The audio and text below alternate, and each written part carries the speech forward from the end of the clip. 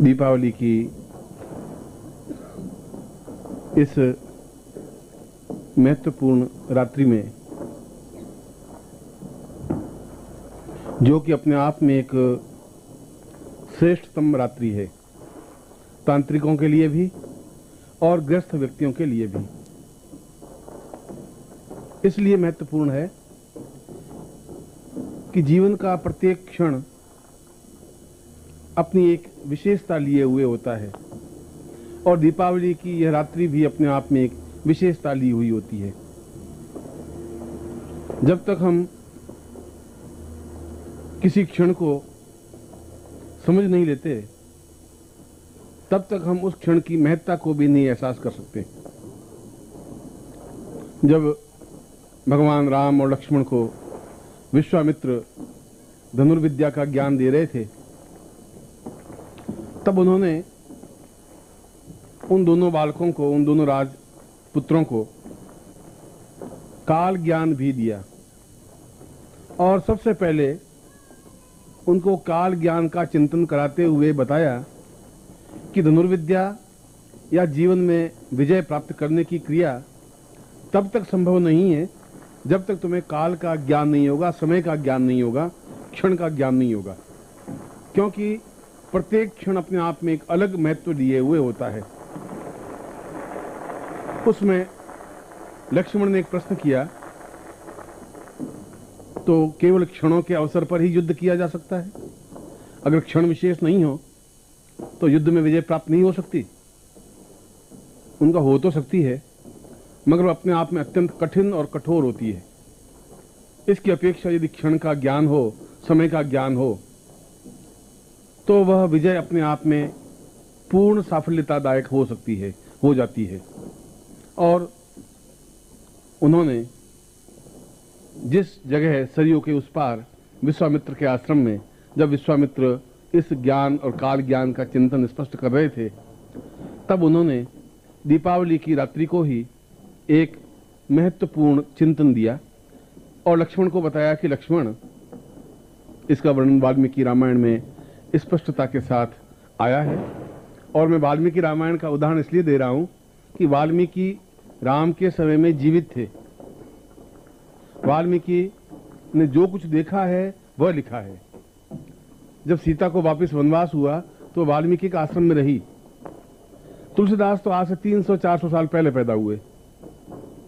तुलसीदास ने तो जो कुछ सुना वो लिखा, वाल्मीकि ने जो कुछ देखा वह लिखा। और वाल्मीकि ने उस विश्वामित्र और राम लक्ष्मण की साधना को भी देखा, धनुर्विद्या को भी देखा, और उस समय उसने एक इतिहास लिखा। इसलिए मैं वाल्मीकि रामायण का उदाहरण दे रहा हूं।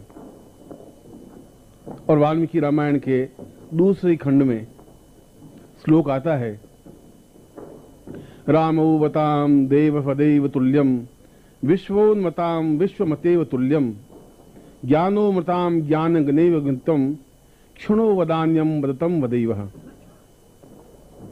विश्वामित्र ने लक्ष्मण को धनुष पर बाण संधान करने के लिए कहा कि तुम अपने इस धनुष पर बाण चढ़ा दो, और जब मैं कहूं तब तुम इस ताड़ के जो ये 7 पेड़ हैं, इन ताड़ के 7 पेड़ों पर एक साथ बाण चला करके 7 पेड़ों को एक साथ बींध देना है, बांध देना है, वेद देना है, और तुम तैयार हो जाओ। लक्ष्मण उस सर पर, उस धनुष पर संधान करके खड़े हो गए और रात्रि के उस विशेष क्षण में, जो क्षण स्वर्णप्रिया क्षण कहलाता है, और यह प्रत्येक अमावस्या को स्वर्णप्रिया क्षण आता है, उस विशेष क्षण में विश्वामित्र ने ओंकार भरी और लक्ष्मण ने तीर चलाया। और उस तीर के चलाने के बाद में विश्वामित्र ने कहा कि लक्ष्मण, तुम स्वयं इन 7 ताड़ के पेड़ों को देख लो। तुमने तो एक क्षण में बाण चलाया है और 7 ताड़ के पेड़ों को पार करता हुआ बाण बाहर निकल गया है। और लक्ष्मण ने पास में जाकर के देखा कि पहला पेड़ अत्यंत स्वर्ण के समान कांति वाला बन गया है, जैसे सुनहरी उसके ऊपर पर चढ़ गई हो। दूसरा ताड़ का पेड़ जो उससे 4 फीट पीछे था, वह हल्के सोने के रंग का रहा, तीसरा पेड़ रजत की तरह का बना, चांदी की तरह का, चौथा पेड़ एक ताम्र वर्ण का बना, और सातवां पेड़ बिल्कुल वैसा ही ताड़ का पेड़ रहा जैसा था। उसने लक्ष्मण को पूछा कि लक्ष्मण, तुम्हें बाण छोड़ने में और बाण को सातों इस ताड़ के पेड़ों को पार करने में कितना समय लगा? उसने कहा मुश्किल से क्षणार्ध, एक क्षण का भी आधा, मुश्किल से 2 सेकंड।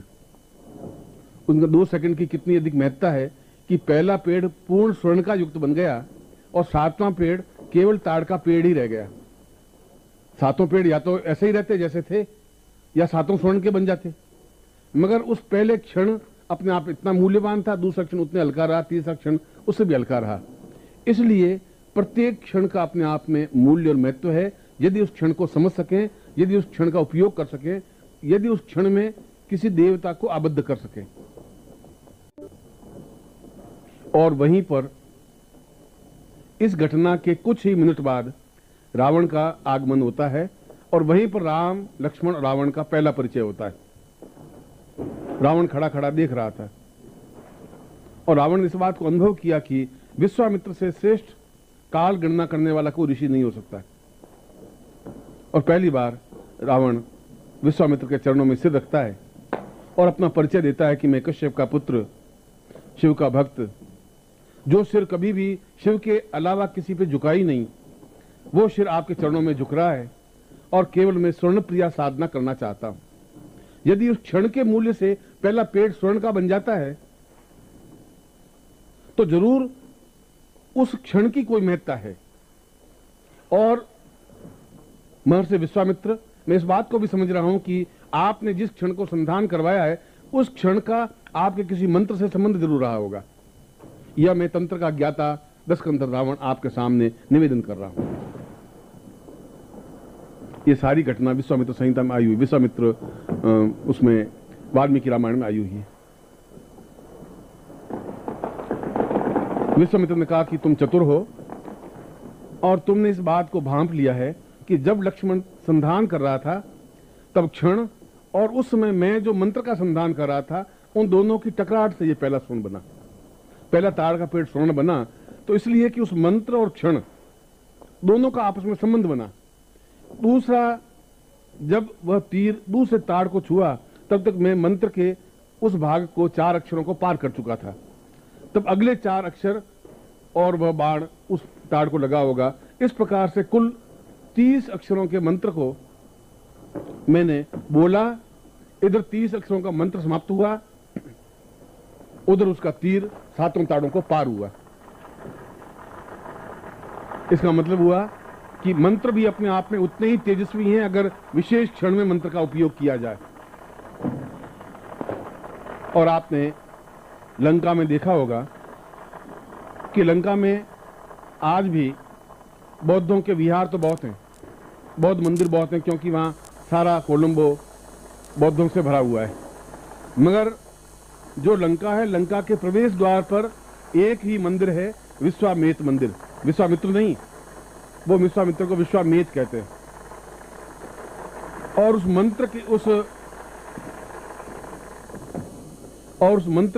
मंदिर के ऊपरी भाग में वही मंत्र लिखा हुआ है जो रावण ने सबसे पहले मंत्र उस विश्वामित्र से प्राप्त किया था। और प्रत्येक क्षण का उपयोग करते हुए, उस स्वर्ण प्रिया की साधना करते हुए उसने पूरी लंका को स्वर्णमयी बना दिया था। और विश्वामित्र ने कहा कि मेरे क्षण विशेष के महत्व को और स्वर्ण प्रिया मंत्र को, उन दोनों के आपसी संबंध को केवल रावण समझ सका है और कोई पृथ्वी पर समझ ही नहीं पाया, जो विश्वामित्र ने संहिता में कहा है। इसलिए कि तीर अपने आप में जितना अचूक होता है, मंत्र भी अपने आप में उतना ही अचूक होता है। यदि मंत्र को सही ढंग से प्रतिपादित किया जाए, क्षण विशेष में उसका उपयोग किया जाए। इसलिए दीपावली की रात्रि को एक विशेष क्षण में लक्ष्मी पूजन का महत्व दिया गया है कि सिंह लग्न में ही लक्ष्मी पूजन किया जाए या वृषभ लग्न में ही लक्ष्मी पूजन किया जाए। तांत्रिकों के लिए कहा गया है कि मेष लग्न में ही लक्ष्मी पूजन किया जाए। यदि कोई विशेष अघोरी है तो मिथुन लग्न में ही उसका पूजन किया जाए लक्ष्मी का। ऐसा क्यों कहा गया? इसलिए कि मिथुन लग्न की अपने आप में कोई महत्ता है। मिथुन शब्द बना है मैथुन से। मैथुन मीन्स पूर्ण भोग युक्त जीवन। मैथुन का मतलब है पूर्ण पुत्रदा युक्त जीवन। जिनके जीवन में पुत्र हो ही नहीं या पुत्र होते ही नहीं हो, वह मिथुन लग्न में लक्ष्मी पूजन करने से अवश्य ही पुत्र प्राप्ति होती ही है, गारंटी है, निश्चित है। और सिंह लग्न का मतलब है स्थिर लग्न। जहां लक्ष्मी का स्थायित्व लेना है वहां सिंह लग्न में साधना प्रारंभ करनी ही पड़ेगी। और कुल 12 लग्नों में से पूरे 6 लग्न रात्रि को प्रारंभ हो जाते हैं। और प्रत्येक लग्न के प्रत्येक चरण का ज्योतिष दृष्टि से महत्व है। खैर ये ज्योतिष की एक अलग परिभाषा बनी।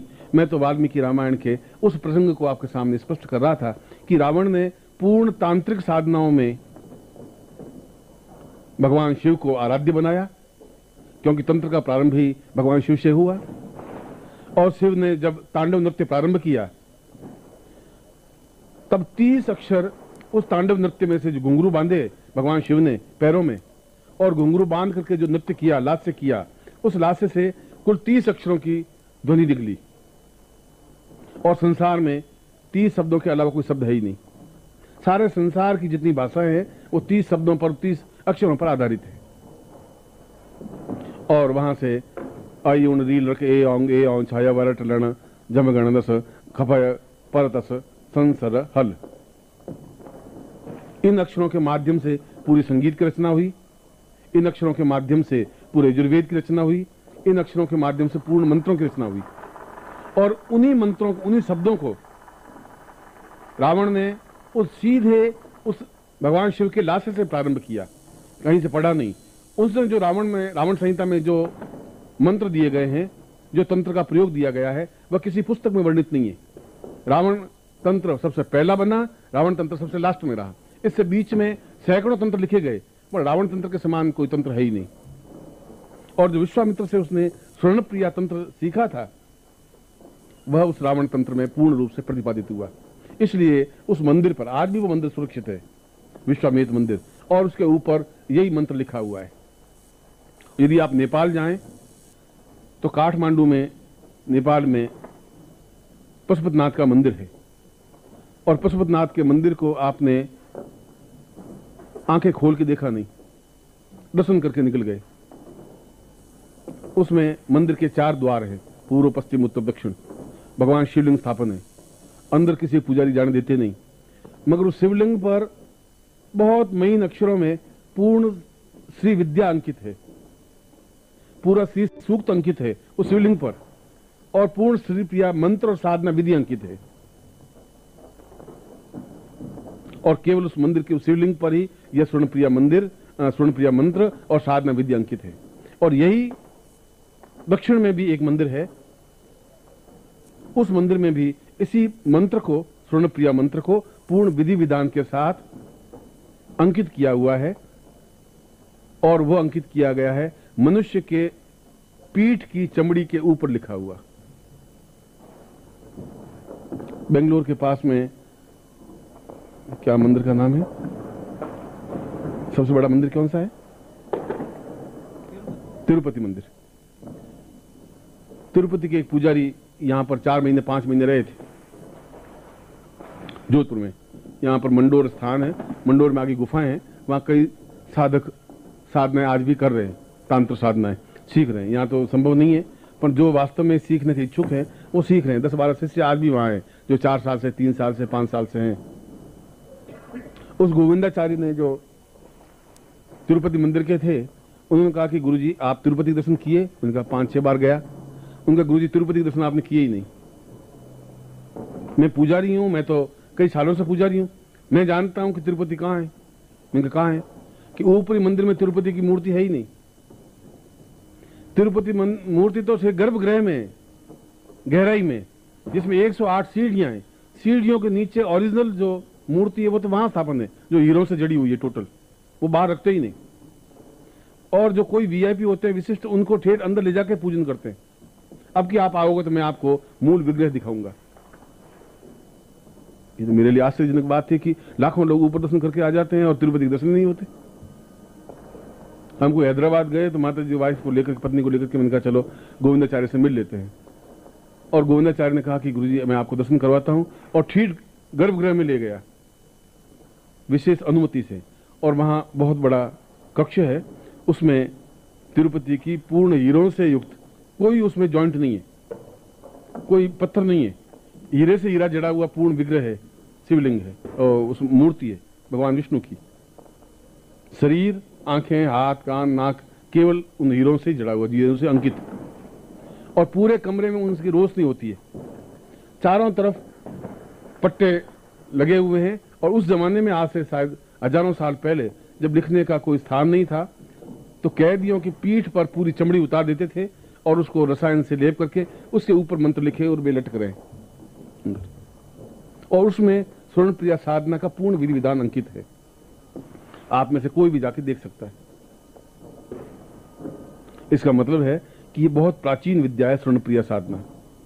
इसका मतलब है कि वास्तव में अगर विश्वामित्र इतना महत्वपूर्ण है, अगर इस मंत्र के माध्यम से रावण अपनी लंका को स्वर्णमयी बना देता है, यदि पशुपतिनाथ के शिवलिंग पर यह अंकित है, यदि दक्षिण में इस मंदिर के गर्भगृह में उस पूरे विधि विधान अंकित है, तो यह मंत्र अपने आप में बहुत प्राचीन, बहुत महत्वपूर्ण है। क्योंकि मैंने वहां पर उसको मैंने कहा भी, मैं इसको कैमरे से, उसने कहा गुरुजी हो ही नहीं सकता, पॉसिबल नहीं है, कैमरा तो आप यूज कर ही नहीं सकते, आप देख लें।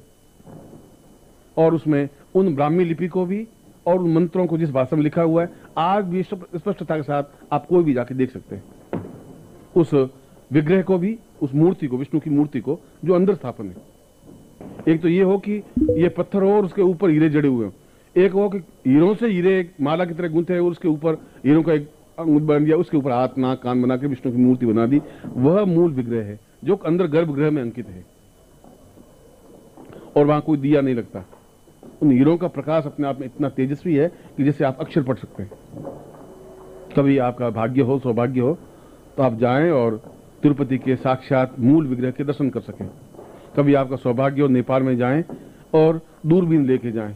अंदर तो वे पुजारी बहुत मुस्टंडे, अंदर जाने देंगे नहीं आपको, मगर दूरबीन से उन अक्षरों को पढ़ सकते हैं। बाहर खड़े खड़े तो देखने से मना करते नहीं, देख सकते हैं। क्योंकि जहां श्री सूक्त पूरा अंकित है, जहां रावण का संहिता के शिव पूजन अंकित है, तो यह स्वर्ण प्रिया साधना विधि भी पूरी अंकित है, मंत्र नहीं, पूरी साधना विधि। और इस स्वर्ण प्रिया साधना के, इस मंत्र की 108 भेद हैं, एक भेद नहीं। संतान प्राप्ति के लिए स्वर्ण प्रिया साधना अलग है, शरीर साधना के लिए अलग है, तंत्र साधना के लिए अलग है, वायु गमन प्रक्रिया के लिए अलग है। मंत्र एक ही है, प्रयोग विधियां अलग अलग है। जैसे 2 in 1 और 3 in 1 और 4 in 1 होता है, वैसा। और ये साधना केवल अमावस्या की रात्रि को ही की जा सकती है। और 12 अमावस्याओं में से श्रेष्ठ अमावस्या कार्तिक की अमावस्या कहलाती है, जो आज अंकित है और जिसमें आप और हम आमने सामने बैठे। इसलिए मैं उस क्षण विशेष की महत्ता आपको समझा रहा था कि विश्वामित्र ने जहां लक्ष्मी को आबद्ध किया, जहां मैं दिल्ली में आपको विश्वामित्र संहिता के बारे में स्पष्ट किया था, और मैंने मंत्र दिया था कि इस मंत्र का जाप आपको आज भी करना है, कल भी करना है, परसों भी करना है। यह तो मैंने विश्वामित्र संहिता से दिया था। मगर विश्वामित्र के मूल चिंतन को, उस स्वर्ण प्रिया को रावण ने पहली बार समझा, इसलिए रावण मंत्र भी कहलाता है, इसलिए इसको दशानन मंत्र भी कहते हैं, इसलिए इसको स्वर्ण प्रिया मंत्र भी कहते हैं, इसलिए इसको अद्वितीय चैतन्य मंत्र भी कहते हैं, और लक्ष्मी गर्भ मंदिर भी कहते हैं, मंत्र भी कहते हैं। आज की रात इस दृष्टि से महत्व है कि आपके जीवन में सैकड़ों दीपावलियां तो आई होंगी, सैकड़ों अमावस्याएं आई होंगी, सैकड़ों आज कार्तिक की अमावस्याएं भी आई होंगी। जिंदगी ने 40 साल लिए तो 40 तो आई होंगी, मगर अभी तक आपको इस बात का ज्ञान नहीं था कि यह रात्रि इतनी महत्वपूर्ण क्यों है, क्यों सिंह लग्न में ही साधना पूजन विधि की जाती है। यह तो कभी भी कोई भी व्यक्ति कर लेता है, वो तो एक अलग बात है। करने को तो आदमी सांस लेता है और जिंदा रहता है, मर जाता है। मर जाना और जिंदा रहना कोई बहुत महत्वपूर्ण बात नहीं है। जिन महत्वपूर्ण बात यह है कि आप अपने क्षमता के बल पर अद्वितीय बने। कश्यप का, एक गरीब कश्यप का बेटा रावण, जिसमें कुछ बुद्धि ज्ञान नहीं था, वो अपने आप में अद्वितीय पुष्पक विमान बना सकता है, पूरी नगरी को लंका की बना दे। आप तो नहीं बना सकते, गले का हार भी वाइफ के, पत्नी के, और पूरी नगरी को बना दे, तो जरूर उस व्यक्ति में कोई दम क्षमता, ताकत थी, जो पूरे काल और इंद्र और वरुण और कुबेर को अपने पैरों के नीचे दबा के रखता था। तो साधना की होगी इंद्र की और दबा के रखा होगा, और इंद्र कुबेर को अपने दबा के रखा था, तो लक्ष्मी को भी अपने सामने गिड़गिड़ाते हुए रखा था। उसने हाथ नहीं जोड़े थे उसने एक बार भी लक्ष्मी के सामने, जहां वो सिंहासन में बैठता था, लक्ष्मी चरणों में बैठी रहती थी, या तो विष्णु के चरणों में बैठी या रावण के चरणों में बैठी। उस ब्राह्मण पुत्र में इतना तेज था, ताकत थी। कश्यप तो भिक्षा मांग करके जिंदगी बिताई है उसने तो। उसके बेटे ने अपने आप में, बहुत अलग बात है कि हम उत्तर भारत के लोग उस रावण को बहुत दुष्ट कहते हैं और दक्षिण भारत के लोग रावण का मंदिर बना के आरतियां करते हैं। वह तो हमारा चिंतन दृष्टिकोण गलत है, मगर उसके जैसा विद्वान व्यक्ति तो पैदा हुआ ही नहीं। रावण संहिता जैसा, रावण तंत्र जैसा व्यक्ति न लिख पाया। त्रेता युग से आज तक कोई व्यक्ति लिख नहीं पाया इतने अद्वितीय ग्रंथ को, इतने अद्वितीय मंत्र को। न अगले 10,000 साल को लिख पाएगा, कि उसके लिए उतना ही दमखम, क्षमता, पौरुष, ताकत, साहस चाहिए जो उस मंत्र को लिख सके, बोल सके, पढ़ सके, उच्चारण कर सके। हमने केवल, उसने जिंदगी में एक बदला लेने के लिए, अपनी बहन का बदला लेने के लिए सीता का हरण तो किया, मगर इतना संयमित कि उसको महलों में नहीं रखा। रख सकता था वो। एक बार भी सीता के पास नहीं गया, एक बार भी सीता से आंख नहीं मिलाई, एक बार भी उससे कुछ बात नहीं कही। केवल बदला लेने के लिए उसको अपने अशोक वाटिका में जाकर रख दिया। इतना संयमित व्यक्ति केवल रावण हो सकता है और कोई नहीं हो सकता। बाकी ये तो राजा था, कुछ भी कर सकता था, सीता के साथ कैसा दुर्व्यवहार कर सकता था, उसने नहीं किया, गया ही नहीं। जब भी अशोक वाटिका में गया तो मंदोदरी को साथ लेके गया है, चाहे तुलसी का रामायण पढ़ ले, चाहे वाल्मीकि रामायण पढ़ ले। इतना संयमित जीवन व्यतीत करने वाला, इतना तेजस्वी और मेधावी व्यक्तित्व, ये तो एक विभीषण के उस कुचक्र से उस रावण की मृत्यु हो जाती है, समाप्त हो जाता है। मगर उसके बावजूद भी जब मृत्यु के बाद में जब विभीषण कहता है कि मैं दाह संस्कार रावण का नहीं करूंगा, क्योंकि दुष्ट था, राम ने कहा कि दुष्ट तो वह था ही नहीं, उसके जैसा विद्वान, उसके जैसा अद्वितीय व्यक्तित्व पैदा ही नहीं हुआ विभीषण। वह मुझसे भी ज्यादा श्रेष्ठ था, क्योंकि मुझे इतना ज्ञान नहीं था जितना रावण को ज्ञान था। यह तो एक समय है कि उसको परास्त होना पड़ा, मैं विजयी हुआ। बाकी उसको परास्त काल भी नहीं कर सकता था। उसको परास्त मैंने नहीं किया, तुम्हारे कुचक्र ने किया विभीषण।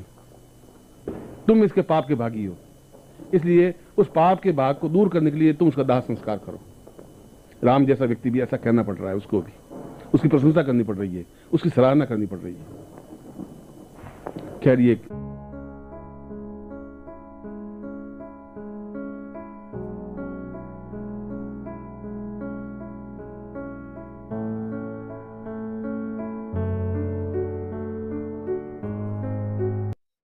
ओम परम तत्वाय नारायणाय गुरुभ्यो नमः।